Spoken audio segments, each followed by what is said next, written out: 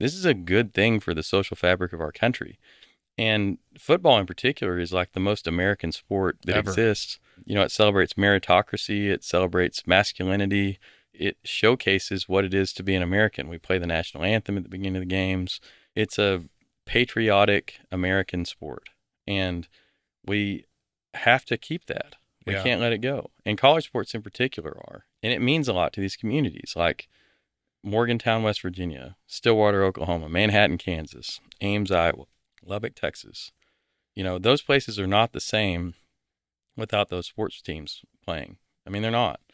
People talk about culture as being like the opera or symphony or something, but in places like that, the culture is college sports, it's college football. And I don't think we need to discount the importance of that part of their culture just because we're on the East Coast or the West Coast and we look down our nose at it. You know? It's important to those people.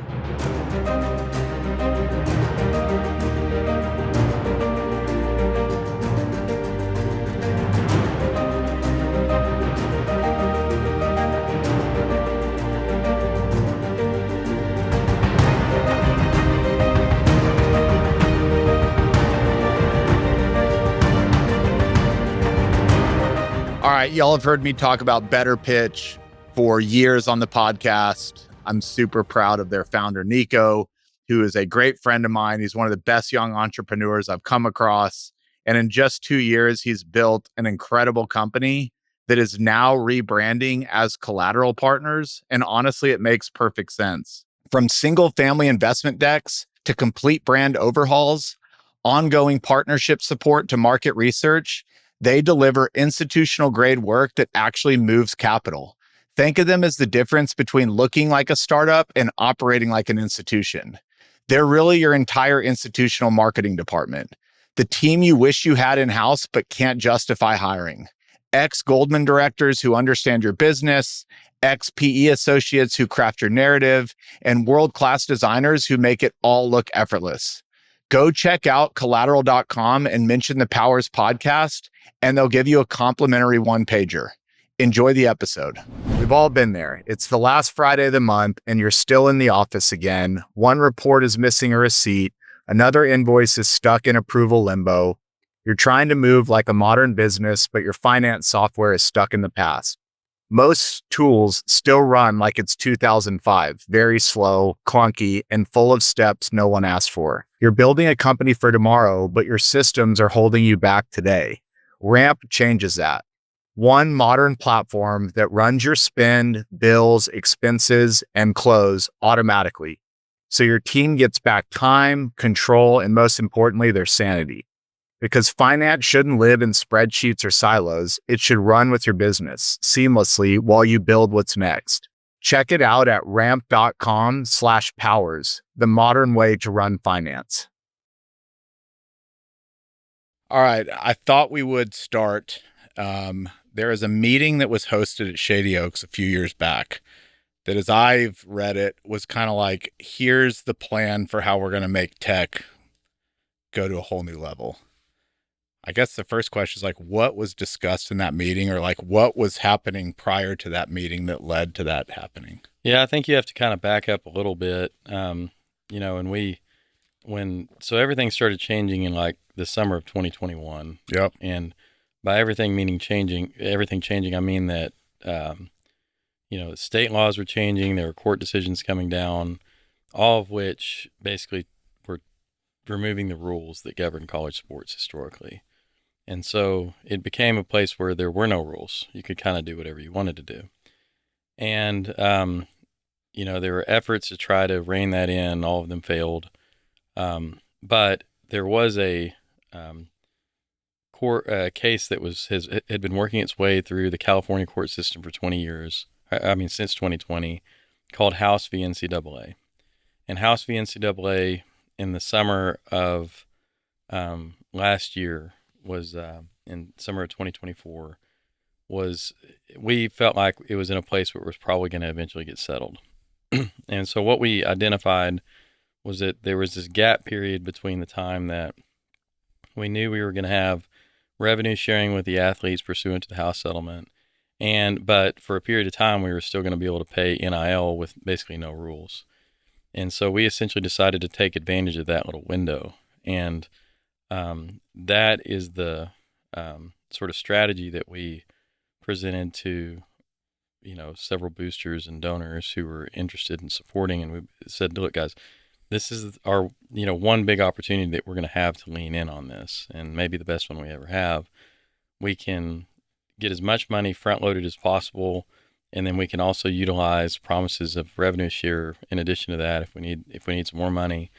And so we can go out and acquire as much talent as we want. But the key in that is that we have to identify what we need, identify who we want, and what the right players that are going to fit with our culture and what we want to do. And so from there, John Sellers and Gary Peterson and I were the main three. Basically went to Coach McGuire and his staff and said, look, guys, here's the opportunity. Here's what we think we need to do. You guys just basically tell us what it's going to cost, and we're going to backstop it. And then we'll go out and try to raise money around it, and so it's not all our money, and convey the same ideas to the rest of our booster community.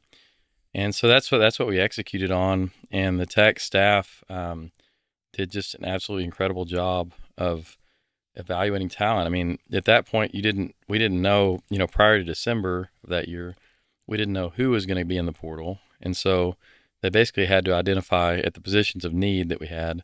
They had to identify and evaluate every possible candidate in the country. So they kind of evaluated all of college football. Yep.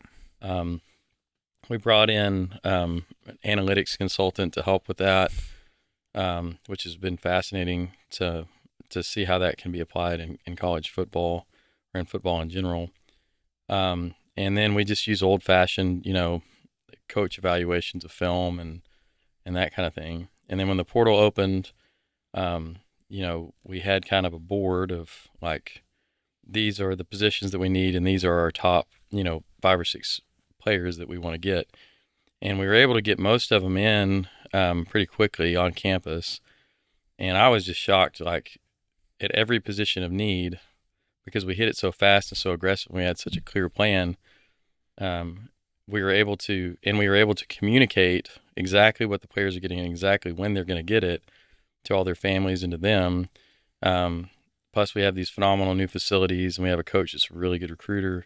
We were able to actually get commitments from every one of our top prospects in each position, like within just a few days of the portal opening. And so I was blown away by it. Now, it also meant we were going to spend a lot more money than I really anticipated on spending initially, but we were here for it, and again, thought it was a sort of a generational opportunity for us. So just did a phenomenal job of executing on it and brought in some guys that were true, game changers. And then, brought in guys who fit in with what we were doing. So not only schematically from a skill set standpoint, they fit in with the schemes that we run and all of that, but also they're good character kids. They're good teammates. We didn't want to bring in a bunch of mercenaries that were going to just be playing for themselves. And that's how it's worked out. And a lot of that credit goes to our coaching staff, to Coach McGuire, and his ability to, foster real relationships with the kids and make real connections with them. When you meet him, it's kind of hard to believe that he has the energy he has, and he cares about getting to know you and connect with you as much as he does. But it's not an act. It's not a show. He's not trying to be manipulative. He genuinely, that's just how he is. And so people perceive his authenticity, and they buy into it, and they believe it. And so now they have a team of guys who came from all over the place, who've really come together and are playing well as a team. And we have the talent, but we also have that team element, and have good schemes, have good coaches, and it's all come together so far. We got 2 more games to win to get to the Big 12 championship, but so far it's gone exactly as we hoped it would. Okay, so it's like capital and plan. But as I've watched Tech from here in Fort Worth as a TCU fan, there's so many other intangibles that seem to have elevated yes, the football team's kicking ass, but you kind of have to have this like give a shit. There's plenty of capital and smart business guys at universities all over the country that clearly didn't. Maybe some did it pretty well. Like, what are some of the other things going on that that by doing this is created within the university? And maybe you would say, well, a good football team rises all boats, but it seems like there's so much more going on at Tech now than ever before. What else is happening? So whenever we were talking to donors and trying to get them to help, everyone sort of intrinsically knew that we were sitting on a powder keg to some extent, like that there is an incredible amount of passion among Texas Tech alumni and that community. I mean, Texas Tech is the biggest thing going on in Lubbock. And Lubbock's 300,000 people. It's a bigger place than you think. People care about it a lot. You go to school out there, everybody that goes to school at Tech loves Tech. We had about a 90% hit rate on people that we solicited for money. I mean, everybody wants to help. They love the place. And so that's a unique thing that we have, you know. We have a large alumni base. You know, we have 42,000 students now, which is our largest student body ever, but 250,000 living alumni, and they all love the place. And so that's something that a lot of universities don't have, and people who aren't a part of that community have a difficult time understanding. But, you know, the game we played against BYU on Saturday, you kind of got to see it. I mean, it was just pure insanity. And it was just, you know, everybody was just so excited to be there and so happy and, you know, just having a really good time. And I mean, that place, Texas Tech, is the heartbeat of West Texas. You know, it brings communities together, it brings families together. It's important, you know. When I talk to my dad also played football at Texas Tech. I mean, you know, half our conversations about the Texas Tech football team, and he still goes out to practice every Wednesday. And oh, really? Oh, yeah. And so, you know, there are a lot of families like that out there, that Texas Tech is the thing. I mean, there's still a daily newspaper in Lubbock, the Lubbock Avalanche Journal. You know, that's what it writes about. And that's, you know, there are talk radio shows in Lubbock that talk about Texas Tech sports, you know, all day, every day. It's a big deal out there, and, you know, and people really deeply care about it and love it. And so we knew that as soon as we got some momentum and gave people a reason to be excited, they would show up. And we knew that because we saw it during the Leach era when we had some success, and everything just went wild, and we had all this support. We've seen it as we've had success in basketball. You know, our fans show up, and they're loud, and they're high energy. And so we knew that if we were able to just get to that point where the excitement builds, that excitement and that energy will propel us even further. And, you know, so that was sort of the hope and the plan, and that's what's coming to fruition. Okay, so what was you mentioned a law in California in 2020. What was that law? Like, what did it actually spell out? So the law was basically that student athletes could be paid for their name, image, and likeness. Okay. And so that's what started it all. And then all the other states started changing their laws to keep up with California. And then after that, there's a case that was titled Alston versus NCAA. Pretty narrow case regarding special payments that are made to student athletes for academic achievement. And the court ruled in favor of the student athletes, but it was a 9-0 decision. Gorsuch wrote the actual decision, but then Kavanaugh wrote a consenting opinion. And in his consenting opinion, he said that based on any interpretation of antitrust law, the NCAA has been violating it for the last 100 years. And so essentially, if any other bigger case is brought before this court, we're going to drop the hammer on you. And so that precedent was set. And so lower courts followed suit. And so I don't know how many cases the NCAA has lost at this point. I mean, they have no control over anything. I mean, I'm fairly confident that if a kid went to court and challenged for his 10th year of eligibility, he'd be able to get it. No kidding. Essentially what the court said is that the NCAA has been acting as a cartel, which, I mean, they have been. I mean, they basically all colluded against the student athletes and said, we're not going to pay you. Yep. You know, that's not legal. And they're still trying to do it. They're still trying to do it. Unless you have an antitrust exemption to do so, or you have engaged in collective bargaining with the labor.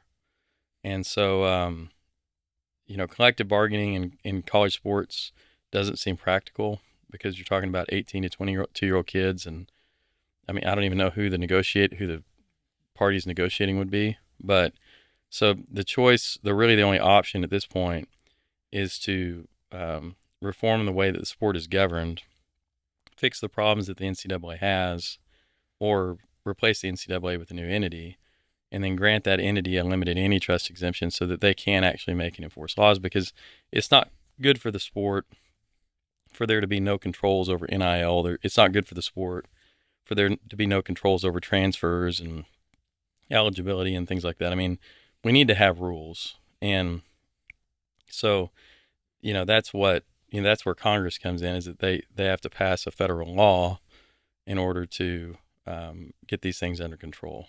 And that all comes from what the court has said. Okay, so you have lots of optionality of how you could spend your time. When did it become clear to you that this was going to be the thing that you were going to go dedicate a big portion of your life to? Well, so, I'm a former football player myself, college football player myself. So I have that experience. I've been on the board at Texas Tech now for 5 years. I've had a really good window into the way that the business of higher education works.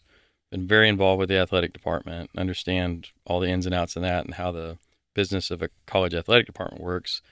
And then John and I started the NIL Collective, like I said, and we, have been really involved with that and very closely following all the court cases, the different rules, the changes, everything that's happened over the time. And so I felt very equipped from a understanding standpoint.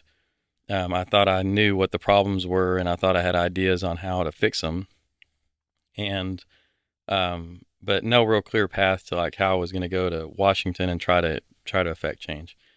And then Trump won the election, and I am well connected with, a lot of people in his administration. And so I just went to him and I said, hey, this college sports thing is something that the federal government's going to have to be involved with. There's a lot of historical precedent for the president inserting himself in this. In fact, the whole reason we have the NCAA is because Teddy Roosevelt created it essentially in 1905. So like, I think this is something the president should be involved with, and I would like to be his advisor on, how we pursue it. And so I got really good positive initial feedback from the folks I talked to, and they said, yeah, we ought to run this up the flagpole. And so I pretty quickly, even during the transition period, like before he was inaugurated, started kind of advising them on this topic and working it through all the channels. And, there's just a whole process and a lot of people involved and everything. I thought my perception was that, all right, I'm going to go show up in Washington and it's just going to be like a business deal. Like, I'm going to lay out all the facts and the solutions, and they're based on data and they're objective and obvious. And so everybody's just going to say, yeah, let's do that. Well, it doesn't really work like that in Washington. And so, now I've spent like close to a year working on it. And honestly, the year has given me an opportunity to further refine my approach, think more about the political side of it, and, not only find a plan that will solve the problem, but also find a plan that will be politically tenable, because a bill will pass the House in the next few weeks, probably sometime after Thanksgiving. I support that bill being passed. It's called the SCORE Act, but I don't necessarily support the contents of the bill. It's not comprehensive enough. It's ham-handed, and so. Why is that? Well, who does it benefit for it to be ham-handed? What it does is it addresses the very basic issues around basically making it to where the athletes can't sue the NCAA anymore. Okay. And it preempts all the different state laws and everything. It basically tries to return college sports back to where it was 30 years ago or whatever, which is very bad. Well, it does that, plus it keeps in place the payments being made to the players. So that law is very bad for the student athletes. It's very bad for any school that isn't just, brimming with money, which very few of them are these days. It's been shocking at how many are running large budget deficits. The average budget deficit in FBS among those 136 schools is $20 million per school per year. Wow. So completely unsustainable. In order to help pay for football, because football and men's basketball are the only ones that make any money. And that's like iron rule across every Yeah, university. every university. There's no exception. No, they're the only two that make money. The money that those two sports make go to pay for the women's sports and the Olympic sports. And so what schools unfortunately are having to do is make the decision. They say, well, we have to protect our cash cow. We also have to protect the sport that gives us the exposure that we need to attract students, and it's our advertising. So we have to be as competitive as possible in football, so we have to give them all the resources they need. Well, in order to do that, we're going to have to free up budget space. And so they start making the decision to cut sports. And it's all the non-revenue sports. It's track, it's baseball, it's softball, it's swimming, it's gymnastics, it's soccer, things like that matter to a lot of people and provide opportunity to a lot of kids and are very important to the country. But if you're just running an athletic department purely like a business, you're going to cut them. And so we have to find a way to make reforms necessary to provide the system with enough money to where we can sustain all those sports. And so that, in addition to the legal part of it, that is the biggest challenge that we face, is solving that business problem. We can get to the solution in a second. So if you take a step back and you look at the current situation, who are like the main stakeholders in it all? And what do they have to gain or lose if you're successful? Yeah. So the main stakeholders are the institutions themselves and the student athletes. Those are two. Okay. So Texas Tech and its player and its athletes. Okay.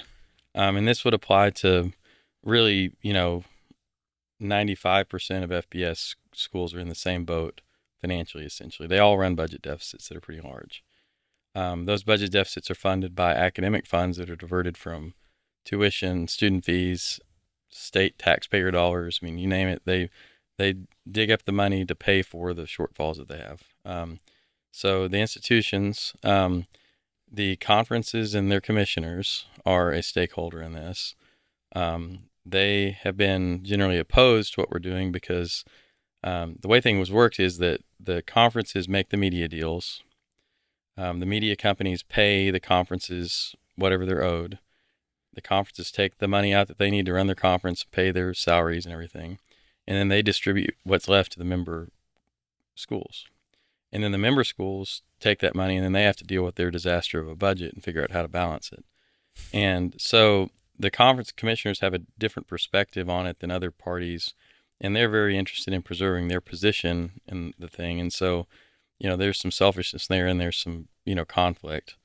And so we've faced opposition from them, even though I talked to them and trying to work with them, trying to get them to look out for the greater good and the long-term best interest of college sports. But that's hard because people are very short-term oriented. I think another stakeholder are the broadcasters, the media companies. So good example is that right now college football has twice as many viewers as the NBA, but college football receives half as much revenue each year as the NBA. And and we can talk more about why that's the case, but that's the case. And so many of the broadcasters are pretty happy with the deal they're getting. It's a very high margin product that they have, college football is. They get a lot of viewership and they don't have to pay, as much as they have to pay for pro sports. And so they're in opposition to anything that might cause them to have to pay more money for the product. And so, you have to deal with them, and they're a powerful entity. So you have conference commissioners who have influence, contacts, lobbyists, everything else, broadcasters who, we've been running these commercials, and one week the broadcasters refused to air the commercials, and, that had to be made a big deal of. I think we're cool now, but anyway, it's just, that that's the pushback that you get. But the people who are actually practitioners and actually involved and actually care about the sport, the athletes, the communities that these colleges are in, these things like college football in many communities is like the cornerstone of the social fabric of the community. Plus, it has a huge economic impact and everything else. It's very important to them. It's very important to the institutions. Like, again, nobody's ever going to see Texas Tech if they're not on TV playing football or basketball because, I mean, you don't drive past the campus every day. It's 300 miles away from here. Right. So it's very important for us to be able to attract students. So, everybody that's like in it is like, yeah, we got to do something here. This is an unsustainable problem. But then, a lot of people just want to ignore the economic realities. We've seen those economic realities proven out in recent weeks with the Big Ten seeking out these private equity deals. We saw a story broke where University of North Carolina was going to sell a portion of its athletic department to Saudi Arabia. We've seen individual schools seeking out private equity deals like Army, which makes no sense. They're all really struggling and trying to figure out how to get through the next few years. And at this point are willing to mortgage their long-term future and best interest for, just essentially survival. And that's something that, is, it's not good, and it's very, very concerning. And it's symptomatic of a bad financial situation we've been in. But the other side of that is, when you look at any business that's not making money, you have to say, okay, maybe we have a revenue problem, but do we also have a spending problem? And so we've seen these massive coaching buyouts. We've seen facilities built that were built without enough donor dollars to really support the debt that they took on to pay for them. We've seen some really stupid financial decisions made. Again, I think in many times those decisions are made. Say an athletic director is under some heat. He needs to have some success quickly. So he's going to bring in a big name coach and give him whatever contract he wants, knowing that, if they win, they'll make more money. If they don't win, he'll get fired anyway, and the school will have to deal with the financial ramifications of the deal that he's doing. So all his incentives are aligned with making a bad deal. We have to kind of eliminate that agency conflict that exists in the system right now. At many places. And so it's played out at Penn State and at LSU and, other places across the country where, they're paying this astronomical buyouts they can't afford. And so they're out looking for, money wherever they can get it to kind of cover these costs. And, they're looking in some pretty dangerous places that'll be pretty destructive to college sports. Okay, there's like 50 questions that came to mind. The first one real quick is, if I was a commissioner and I'm arguing for why things should basically stay the same, but I probably have to say it in a way that makes the students also feel like they're getting a good deal too. What's their, like, if they were sitting here, what would they say?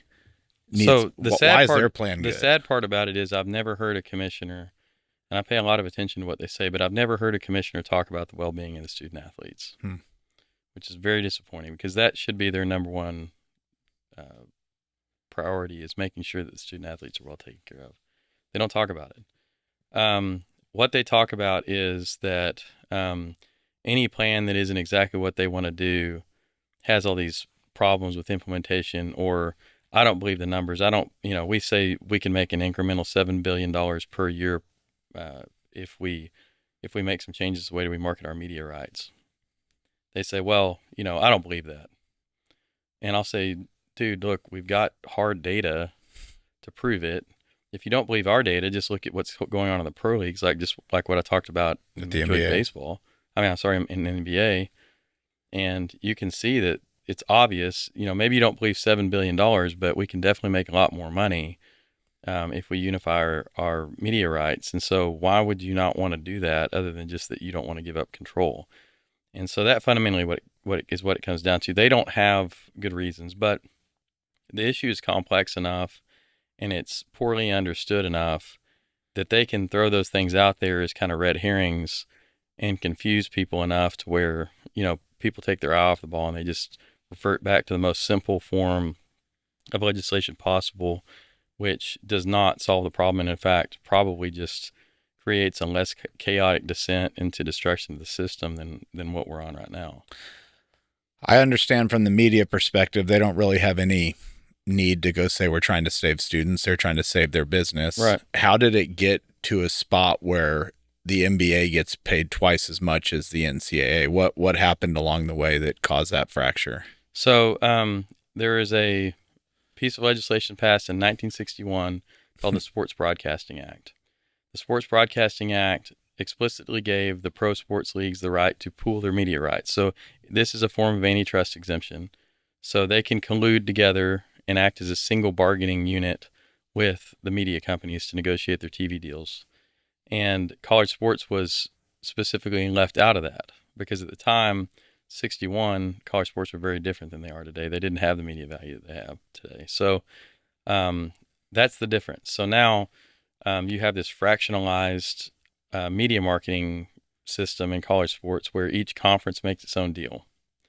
And so because of that, they have less bargaining ability with the media companies because they can play them off of one another. Secondly, they have less control over their scheduling. And so, it happens every single week. There are two marquee games that are played at exactly the same time on two different networks. And so they cannibalize the viewership. NFL would never do that. They control their own schedule. And so they'll make sure that their best games are in the best time slots to maximize viewership. And we've seen NFL revenue just absolutely explode. And that was like, a Jerry Jones thing 30 years ago. And, I believe the New York Giants owner as well was involved with it and said, look, we understand that we are in the biggest media markets, but we also know that if the Cleveland Browns and the Green Bay Packers are better, we're all better because fans want to see parity. They want to see competition. They want to see games late in the season matter. They're willing to watch them. And so that's how we all make more money is if we all are healthy. And so they understood what most colleges don't understand, maybe some are starting to understand, is that we compete against each other on the field and we want to beat each other. But at the end of the day, we're all business partners and we're all in it together. We're all part of one big business. And so we need to treat it as such when we go out to the market and try to monetize the value that we have. Problem is right now, college sports don't have the legal right to do that. So individual conferences don't control enough of the market to violate antitrust law. So the SEC can go out and make its own deal. Big Ten can go out and make, et cetera, et cetera. And so that is the reason that you have had this conference realignment stuff that really doesn't make any sense. That's why you have these conferences that extend from USC to Rutgers. It's because the conferences are incentivized to have schools in each time zone, each media market to maximize the media deal they can get. And so they go out and grab schools all over the place. So that's created a lot of disruption. That has also created a lot of additional costs. It costs a lot of money for UCLA to fly to the East Coast and back, and makes no sense, especially for the non-revenue sports. I mean, that's really hard on the volleyball team. So I think that in the long run, I don't think that you want to legislate reconfiguration of the conferences, but I think that if you remove the incentive for them to be imperialistic and own parts of the whole country, you're going to see them over time transition back to what makes sense, which is regionalized conferences. It's better from a travel standpoint. It's better from a cost standpoint, but it's also better from a fan engagement standpoint. Like TCU sells a lot more tickets when you play Texas Tech than when you play Central Florida, for instance. And the same thing goes for Texas Tech. I mean, Texas Tech has 0 home games against teams from the state of Texas this year. That's crazy. Yeah, it makes no sense. Now we have a good team, so we're lucky. So we've been able to continue to sell out. But in a down year, I mean, yeah, come on. And this is like the first year in over 70 years we hadn't played Baylor at all. You don't play it. We don't play y'all, or Baylor doesn't play y'all. No, we don't play. We don't play you guys, and that makes no sense. So who does that make sense for? Is this just stupidity, or is somebody winning because of this of the Big 12 not having a great schedule? Who gets, is the SEC and the Big 10 have all to gain from this? Well, no, I think that the Big 12 specifically, it's just this is a bad unintended consequence of the arrangement that we made to try to keep our conference alive. And we brought in these schools from out of state to be competitive in our media deal, and unintentionally kind of, disjointed the conference in a way. culturally.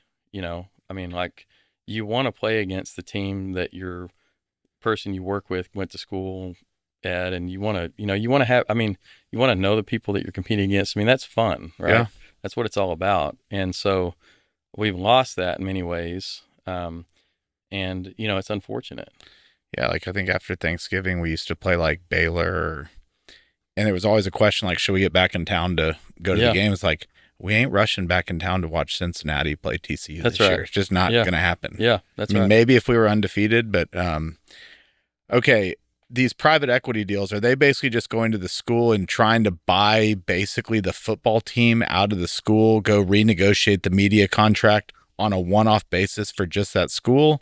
Or is private equity trying to buy the whole conference and put business in the middle of negotiating? So what has been proposed thus far is that they are trying to come in and pay a lump sum amount up front for a percentage of revenue going forward. So they're basically buying a royalty on the conference. And they are really bad deals. So like the Big Ten has been the one that's gotten the furthest on it and talked about it the most. So you look at that deal, you look at the Big Ten conference as a whole, the most financially healthy conference in the country, by the way. Is the Big Ten? The Big Ten, yeah. They have the highest payouts. Their schools also have the largest endowments of any other conference. Many of their member institutions have AAA credit ratings or AA plus or, very high credit ratings. They can issue tax-exempt bonds. So they can all go to the market if they need money and borrow at very low rates, 4% or better. So how does it make sense for one of those institutions to borrow money at 15 or 16% effectively? I mean, anybody with any financial literacy knows that that's stupid. And essentially mortgaging your future at this very high rate, it's just going to make your life harder in the future. But for the next couple of years, you're going to be able to balance your budget, which is bloated and out of line, instead of like thinking about making cuts that are necessary or finding other sources of revenue or looking at alternatives. We're just going to go borrow this money at, usury rates, from a credit card essentially, and then we're going to, pay it back from absolute stone cold killers. Yeah, stone cold killers who are not, you can't think they're just going to take a small piece of the conference. That's not where it's going to stop, right? I mean, they are one group, and you can't blame them. Who their one motivation is to make money. Yep. Right. College sports is much bigger than just making money. It's much bigger than the games that we play. It's about education access. It's about social mobility for the student athletes. It's about leadership development. 60% of American CEOs have a college sports background. 94% of women in C-suite roles in this country have a sports background. Like, this is a very, very important institution from a leadership development standpoint that benefits the entire country. And we created it accidentally. We're the only country in the world that has college sports, that has sports inside of higher education. We did that on accident. And, we're going to accidentally kill it now. Another thing we're going to kill is our Olympic development pipeline, because most countries in the world have like this federally funded Olympic development programs. All of our Olympic development programs is done inside of our colleges. Well, now because of budget constraints, these Olympic sports like swimming, like track and field, you name it, are being cut because the money's not there for them. So where are our Olympic athletes going to come from? I mean, so you're killing our Olympic system effectively. So these are real problems that need to be solved. And unfortunately, we're at a point where the federal government has to solve them. And like I was saying earlier, it's not as simple as walking in and saying, look, we got a problem. Here's the solution. Let's go do it. It's like you got to go through just an unbelievable amount of process and bureaucracy and procedure and, hemming and hawing and, not doing anything and political calculations and everything else in order to try to get something done that just makes sense. And then you end up with a solution that kind of halfway gets it done. And so I think that's kind of what we're hoping for right now is, just a halfway kind of solution that at least, kind of stops the bleeding.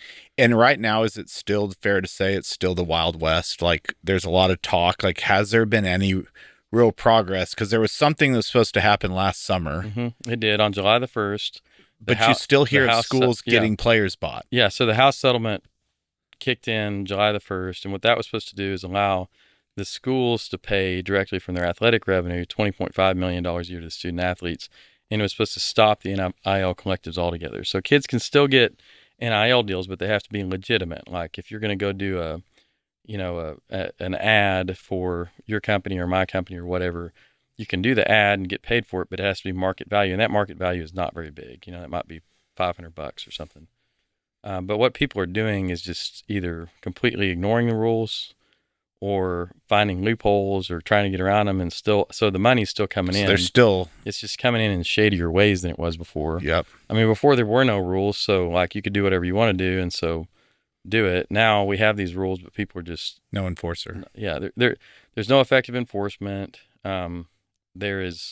Nobody believes that there's anybody that has the ability to actually enforce any rules at the end of the day. So even if you get taken to court on it, you're going to win. And so people are just like, screw it. Let's do whatever we want to do. And so that's what you see happening.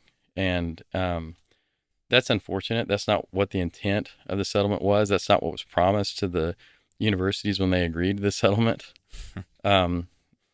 Typical, and that was, again, driven by, conference commissioners and the NCAA said, you have to do this, it's going to be good for it. It's going to give us 10 years of runway. It's going to settle things down. It hadn't settled things down at all.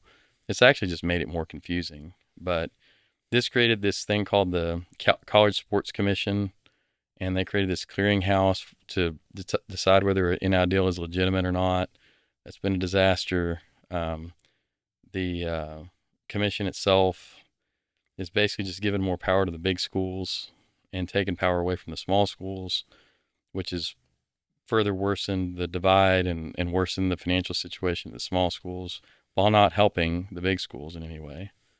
And so, it's we have a problem without a solution. The only way to fix it is through congressional action.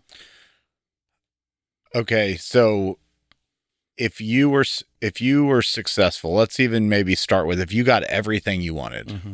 I know, and I really want to ask you, like, what is Washington? I want to, like, I have some friends that left Doge, and just their stories, they're like, Washington is just a different animal. Yeah. You can't comprehend it if you haven't been in it, but maybe we get there. So you've kind of said, here's the problem. I'm still trying to figure out who's winning in all this right now. Maybe the media is winning because they've kept their deal and they're still good. Well, there are a few individuals who have maintained their position of power. But is that more just like a status thing? Because as I recall, like, it's not like commissioners are making. No, they make a lot of money. Do they? Yeah, they make millions of dollars. Okay. And it is a status thing. It's a control thing. And there's no way for them to keep making millions of dollars and everybody wins? Or is that if... I think that there definitely is. I mean, I think... And you're not trying to take that away from them. Not trying to take anything away from anybody. We're just trying to make the system work. But people don't like change.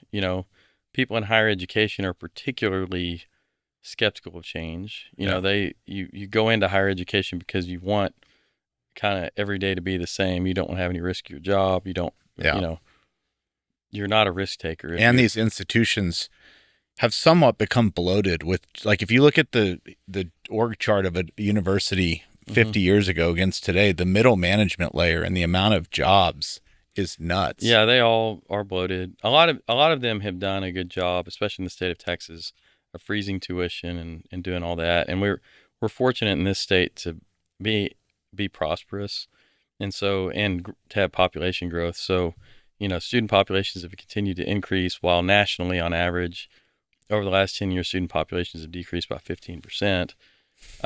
So that's helped us a lot. Our state has been funding as well because the state's been doing well. We have every Texas school has donors that have done well in business. Yeah. And so they've been able to give back. So, like, everybody kind of across the country, it's a very poorly kept secret that at the end, the winner in all of this, if nothing happens, is all the schools in the state of Texas. Yeah. Because we just have this natural advantage economically and demographically, but we also really love football. And so we have, people who, you go out and make money, you're more than happy to write a check to your football team. Okay, so if you had it, if everything you were working on was successful, what would have happened? So, I think if I could wave a magic wand right now, I would set up a new governing body to replace the NCAA. Okay. I would empower that governing body with an antitrust exemption to make and enforce rules. I wouldn't have the government legislate what happens with NIL or transfers or eligibility stuff. I would set up a commission of the 10 smartest people I could find. And those people exist. Some of them are some of the college commissioners. Like, some of those people need to be in the middle of it because they have the experience and the knowledge and they're really smart. You need people who are media experts. You need to have representation from student athletes. I don't think current student athletes, but maybe people who have played in the past, who have gone out and, have some life experience and everything and come back and be representatives of the student athletes' interest. But get those people in a room and say, all right, you guys figure this out. Figure out this revenue problem. Figure out what we're going to do with eligibility. Figure out what we're going to do with transfers and set up rules and then give them the power to enforce those rules. And so I think with that, in a few days of meetings, you probably have all the problems solved almost immediately. And so I really think it's as simple as that. It's just reforming the way that we govern the sport and setting it up to where it's run like a business. Like, you would never have a business that ran with a board that had 30 separate subcommittees responsible for rulemaking and enforcement. That's exactly what the NCAA has right now. They used to have 90. They brought it back down to 30. Okay. And women and Olympic sports would be paid for how? Through the revenue, that's the incremental revenue that we generate. That $7 billion that Yeah. you think could flow down now to the bottom line? Yes. And so that's more than enough money to cover it. Is there still a world where the top two sports can still play the game and get great players and do what's been going on, or does that change over time I think too? the players still need to be paid. I think Yeah. there ought to be a free market element to it. Because who gets to determine what market is? Like, Well, you look at what Arch Manning's paid, or some of these just super icons, and then you compare them to people in professional athletes. Like, he's just as well known as yeah. every professional athlete out Well, there I making think you 50 let the million a market year. determine that. So it is a market Yeah, deal. you set salary caps. You have to. Every sport does that. Do you change transfer options where they have to stay all 4 years? I do think you limit transfers. I don't think you, like, if your coach leaves, I think you ought to be able to transfer. If certain things happen, maybe you get one free transfer and then you have to sit out or something like that, like it used to be.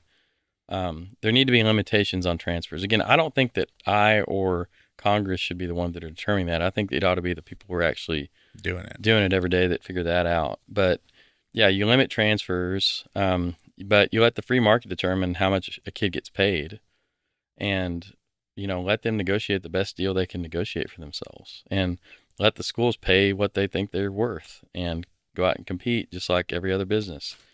I think that's just fine, and I think the kids should be paid. They bring a lot of value, but they can't be paid so much that it destroys the whole system. Yeah. And that's sort of what we're on track for if we don't get this thing out of control. Are most of these kids, is it their parents making the decision, or have they hired agents, or it's a mixed bag? It's a mixed bag.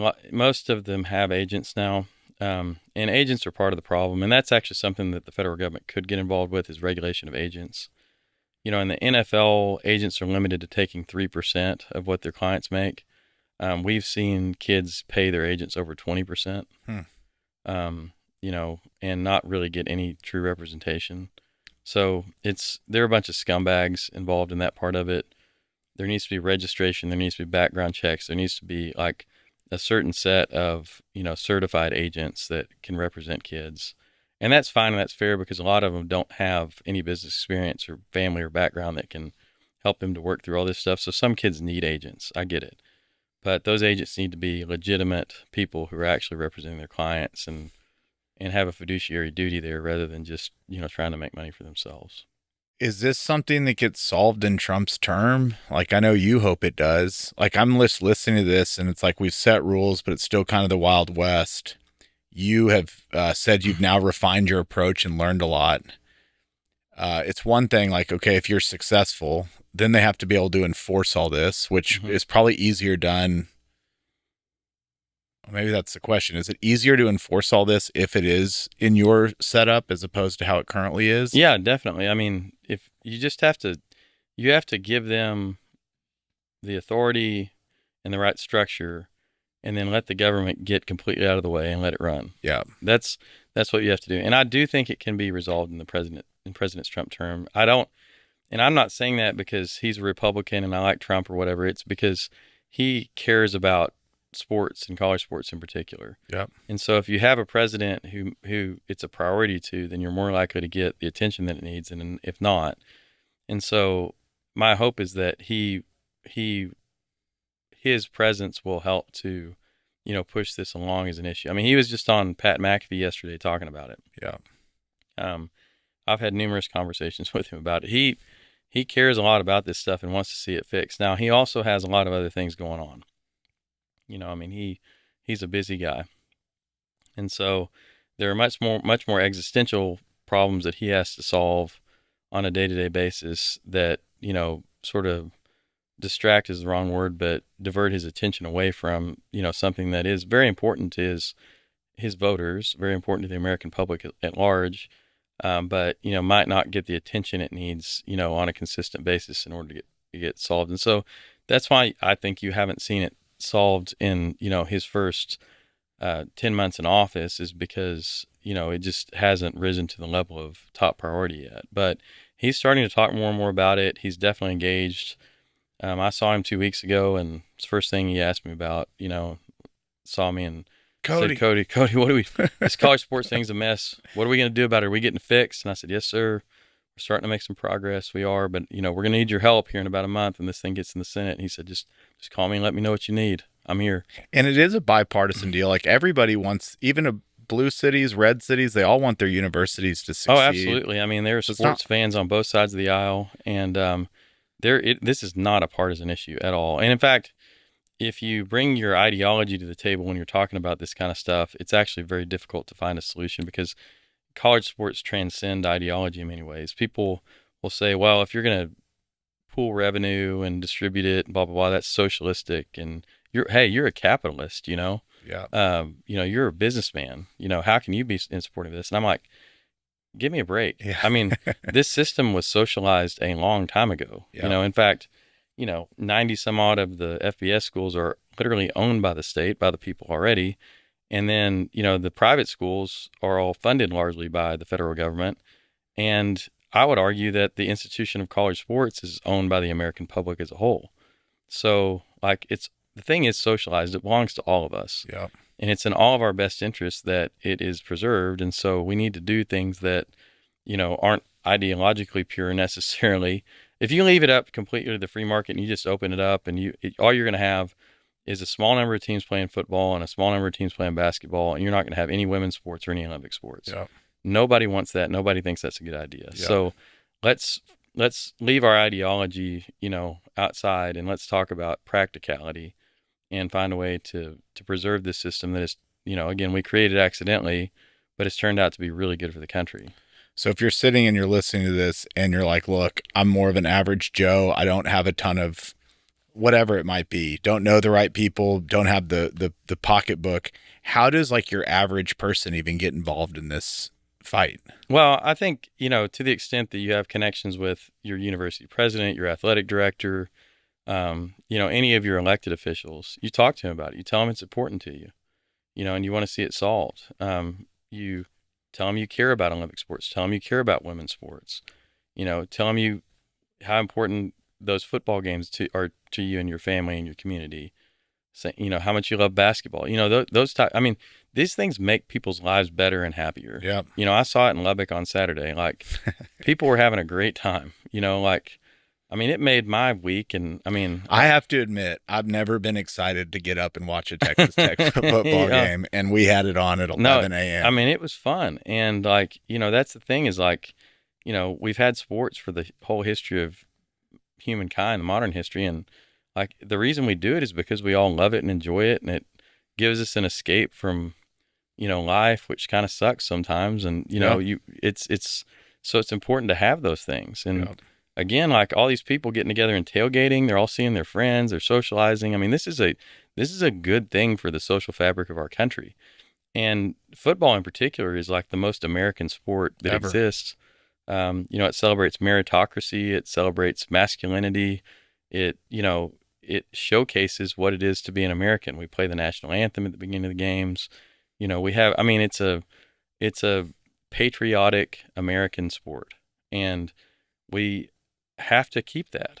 We can't let it go. And college sports in particular are, and it means a lot to these communities like Morgantown, West Virginia, Stillwater, Oklahoma, Manhattan, Kansas, Ames, Iowa, Lubbock, Texas. Those places are not the same without those sports teams playing. I mean, they're not. And in many ways, it's people talk about culture as being like the opera or symphony or something, but like in places like that, the culture is, with college sports, it's college football. And I don't think we need to discount the importance of that part of their culture just because we're on the East Coast or the West Coast and we look down our nose at it. You know? It's important to those people. It's important to me. It's important to you. And we're not just Neanderthals or whatever. Right. I mean, we both went to college. It's fun. It's fun. It's a lot of fun. Yeah. All right, Cody. This was awesome. Yeah. Thanks a lot. Thanks for coming. Yeah. I appreciate you, man.